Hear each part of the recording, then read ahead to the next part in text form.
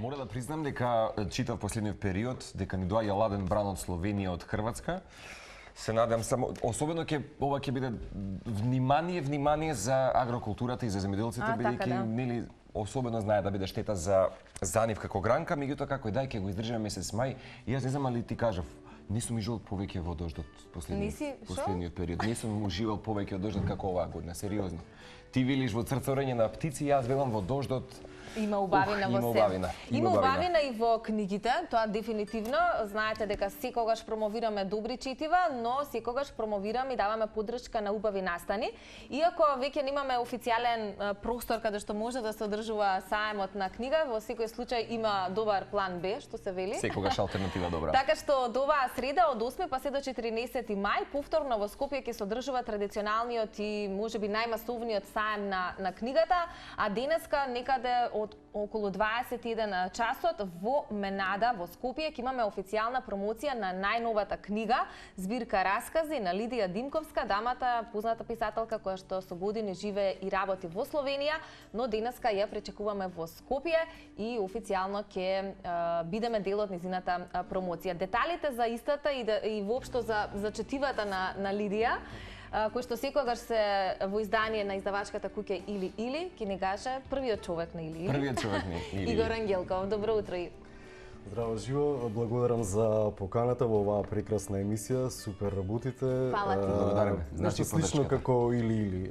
Нешто слично како Или. Да, Тој е духот и се пулсот. трудиме, работиме и на крај секако се препознаваат резултатите. Веројатно тоа е еден од начините како да се приближиш до луѓето. Синергија и флуид. Морам извини повторно да кажам дека јас сум твој голем фан уште од времето, Игор. Не можам да. Сега ме подсети вокалот на убавите времиња на најавите на Филмополис беше дел од моето детство, мора да ти признам. Јас и со твојата сопруга многу пати сме те спомнале. Ако некој дал провокација за да гледам добра сцена што се вели на филм, тоа си бил ти и Филмополис на Телма телевизија. Тоа беа едни од најбавите времиња кога некако повеќе пулсираш, Игор, авангардата во поглед и на филм и на музика и на генерално таа сцена некако повеќе беше се присутна токму на нашата сцена. Меѓутоа продолжаш ли да си, барем ако ништо друго, вака во својот круг на пријатели за себе добар критичар на доброто филмско платно и понатаму? Освен за Или книгите. Цеце, Марко, фала за убавите зборови. Па да, секако продолжувам да гледам квалитетни филмови, пишувам филмски рецензии. Во меѓувреме издадов и 2 книги, Филм МКД и Филмски град. Браво. Има нешто тука тајно во Ранчево, па ќе ви изненадам. Добро. Очекуваме некаде конкретно разговор. Така што да, приказната со филмот продолжува, меѓутоа сепак денес сме тука нели за акцентот го ставаме Или за саемот на книга и она што издавачката куќа Или има да го понуди овие денови, бидејќи ова е сепак најголемиот саем на книга кај нас. Да, славиме книга, во текот на 31 издание, ако не се лажам, се случува годинава. Еве ти открив дека годинава ќе си имате конкретна и специјална публика која што ќе си циркулира со оние автобуски линии 100 и 200 кои што ќе бидат од 8 до 14 мај во Скопје до Фипари на Борис Трајковски. Па да, знаеме што се случи со Скопскиот саем, навистина е тажно еден главен град да нема Скопски саем, меѓутоа организаторите на саемот на книга најдоа алтернатива. Ние лани се чудевме како тоа ќе функционира во Борис Трајковски, бидејќи е спортска сала, бидејќи има трибини околу нас. Книгите поврзуваат, асоцираат на некоја топлина, а тоа е малку или грандиозен простор. Да, меѓутоа сепак нели читателите се поврзани со литературата, она што го сакаат. И се занемарува се околу. Да, знаат што сакаат, знаат што имаме да им понудиме, така што пријатно сме изненадени од посетата лани, од сето она што и ние го понудивме и го добија читателите, така што очекуваме и оваа втора година во Борис Трајковски навистина да биде супер. Меѓутоа, во очи на самиот саем на книга вечер имаме навистина интересен настан. Да, ајде малку за деталите. Лидија веќе во Скопје или ќе дојде? Лидија живее во Словенија, таму е мажена, нели? Меѓутоа секогаш незините книги ги пишува на македонски јазик, потоа ги преведуваат. Таа е веќе преведена на 20 на европски јазици. Ова е незината прва збирка раскази, интересно, се вика Кога заминав од Карл Либнехт. И 5 раскази од оваа книга се веќе наградени со една европска награда. Да, тоа се случи мисля че и на почетокот од годинава. Инаку Лидија е позната по незиниот роман Резервен живот, кој во 2012 ја доби Европската награда за литература, потоа го издаде и романот Ноуи, пред тоа го имаше Скриена камера, тоа се незините 3 прозни книги, пред тоа има неколку поетски и конечно дебитира со збирка раскази. Вечерва имаме во Менада, во старата Скопска чаршија. Повторно е убава локација. Нашето вообичаено место некако убаво е топлина, луѓето сакаат да дојдат таму. Точно, да. Читателските дружби таму се добри. Да, се надевам дека вечерва ќе одвојат луѓето време, понеделнички некако е убаво време за книжевна промоција.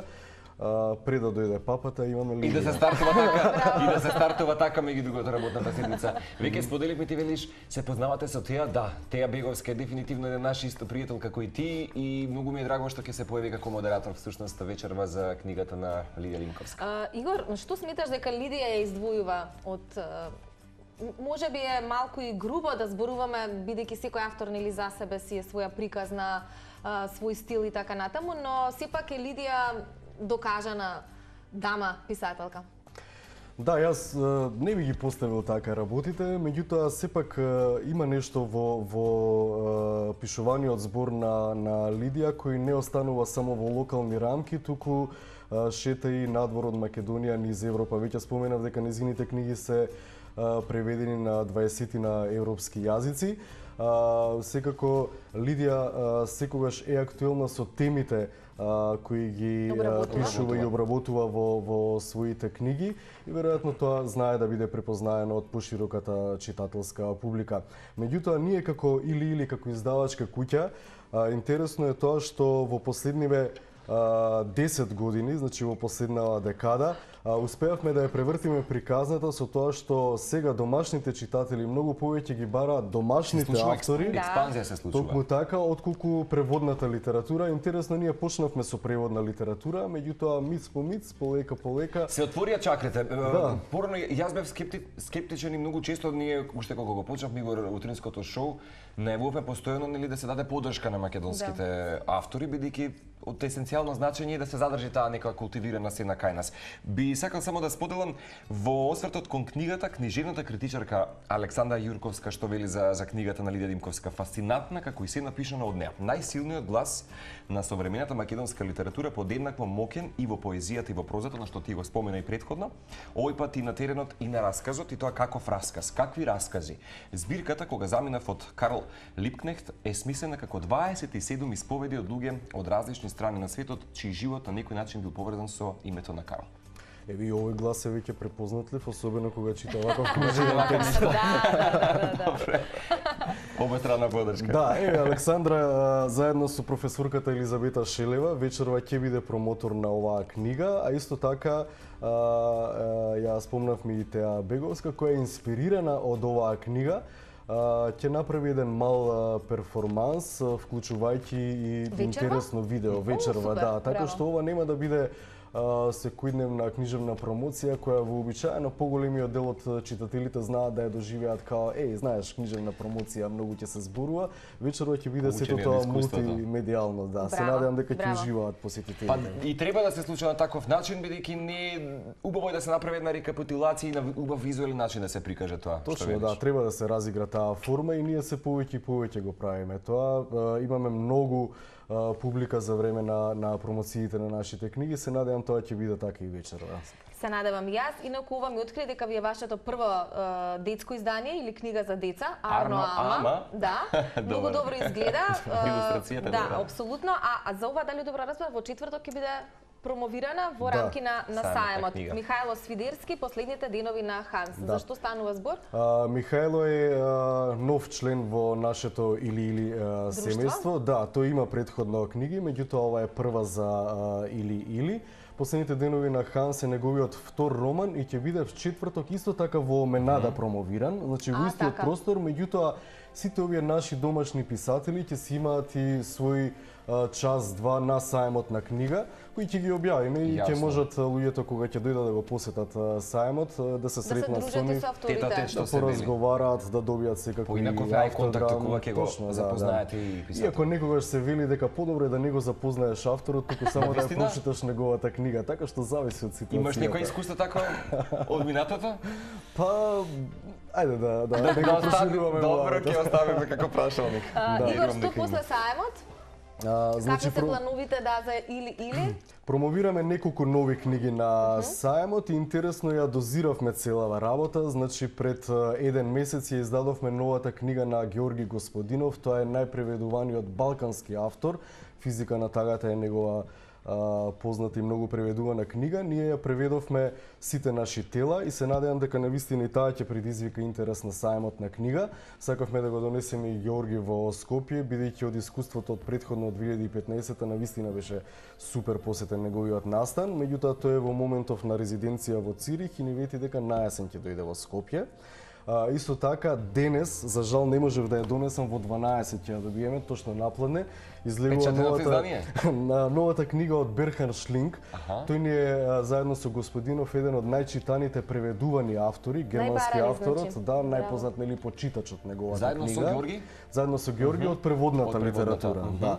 Инаку од македонските автори, освен Лидија и Михајло, некаде околу Нова година издадовме и новата книга на Румена Бужаровска, Не одам никаде, која Тоа е најбараната, најпродаваната, што мојот маж го донесов денес, бидејќи ова е пето издание на книгата, што навистина за македонска книга е успех. Прекрасно. Да, така што еве имаме неколку нови изданија кои ги нудиме на сајмот на книга, истовремено ги промовираме и засебно, меѓутоа сето ова приказна ќе продолжи таму некаде до јуни, јули-август вообичаено правиме пауза бидејќи нели се летни одмори, од есен натаму со нови сили во нови победи. Одлично, се гледаме на сајмот од среда па до нареден вторник. Од колку часот само отворуваат вратите да ги испратиме гледачите во вистинско време? Да, од 10 до 20 часот е сајмот на книга, значи 10 часа пред работа, за време на работа, ако киднете, после работа. Во секој време да можете да појдете на сајм. Да. И еве го. Супер. Фала ти многу, Игор. Чекај, јас имам на крај да ви подарам нешто. Еве малку и да се рече Да. Ова се моите книги кои исто така читателите ќе можат да ги најдат на сајм. Ова е мојот втор роман, ова се филмските книги. Повелете, денес ви тргна. Дали ќе ни дојдеш посебно гостин да ни бидеш за филм да правиме музика? Може ли? Да правиме разговор. Имаме една добра рекапитулација со тебе. Едноставно кога се отвараат Марко повели. Ти благодарам. Сите три изданија. Да, па тоа се моите актуелни книги, се надевам ќе најдете време да ги прочитате. Можеби не сме книжевни критичари, меѓутоа позитивната критика ќе ја добиеш следен пат кога ќе гостуваш. Барем ако ништо друго за едно од две дела. Имаме подароци. Со Цеце се радуваме бидејќи последниот период ја полниме библиотеката со прекрасни авторски книги и драго нешто ќе надополниме и со твоето лики дела. Луѓе, фала многу што ме поканивте, навистина ми беше задоволство. Се надевам ќе уживате во книгите и се надевам ќе дојдете на сајм и ќе си изберете нешто за себе. Годинава обавезно доаѓаме. Повтетуваме уште еднаш. Од 8 започна 31-то издание на сајмот за книга во Централното градско подречје. Локацијата секако се знае, Випари на Борис Трајковски со директни автобуски линии. Меѓутоа како што вели Игор, тој ден, односно тие денови луѓето циркулираат што се вели пешки, бидејќи фино време во текот на пролет. Во секој случај ќе има добри препораки годинава на сајмот. Останувате вие понатаму на Тилма, имаме топ шоп во продолжение, а потоа Марко во новата Тилма амбуланта со Емилија Продановска. Да, ќе говориме за придобивките и секако конкретната примена на органската козметика и во Македонија. Бидете со нас.